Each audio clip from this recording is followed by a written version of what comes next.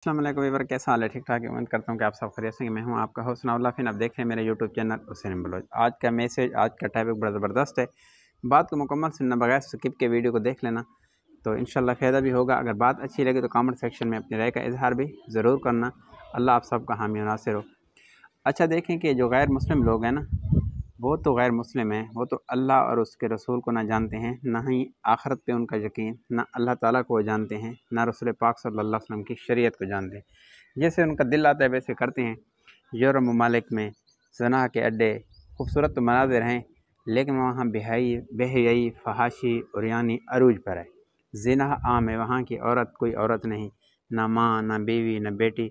वो एक tissue paper की तरह औरतें ज़िंदगी गुजार रही हैं, जैसे यूज़ करके फेंक दिया जाता है।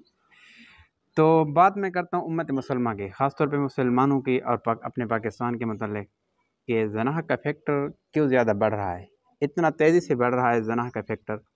आखिर हमने कभी सोचा है कि आखिर क्या वजह है, मसला कहाँ अटका हुआ है? तो इस हवाले से जो है ना, मैं वालिदैन से एक आज रिक्वेस्ट करता हूँ इस वीडियो के ज़रिए।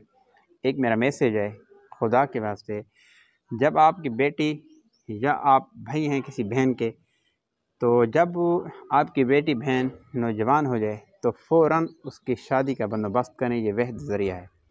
जब हम लोग निकाह से डेट करेंगे, अपनी जवान बेटी और बहन को बिठाएंगे घर कि उसका सामान बराबर करेंगे, उसका फर्नीचर उसको देने के लिए काफ़ी सामान इकट्ठा करते रहेंगे।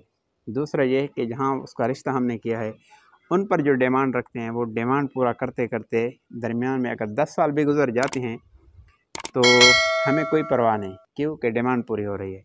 न जाने इस दरमियान में क्या कुछ नहीं होता। तो क्योंकि नौजवान लड़कियां, आजकल का माहौल, फिर स्कूल कॉलेज का माहौल, फिर मोबाइल का दौर, तो ये फितने फसाद का दौर है।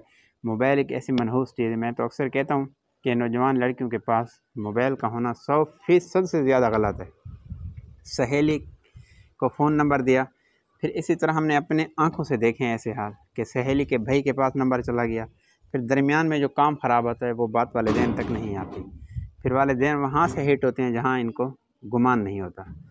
तो उस वक्त फिर ये पछतावे के सिवा कुछ नहीं होता। इसलिए मेरी एक रिक्वेस्ट है कि अपनी बहन बेटी की शादियाँ वक्त पर करें, ज़नाह के फैक्टर को कंट्रोल करें, ताकि अल्लाह और उसके रसूल सल्लल्लाहु अलैहि वसल्लम की बताए हुए तरीक़ों पर हम चलेंगे तो दुनिया और आखिरत में इज़्ज़त ही मिलेगी, सुकून ही मिलेगा। अल्लाह की नाफरमानी से भी हम बच जाएंगे। वीडियो अच्छी लगी तो भाई के चैनल को सब्सक्राइब करना। अल्लाह आप सबको हामी नासिर। अल्लाह हाफ़िज़।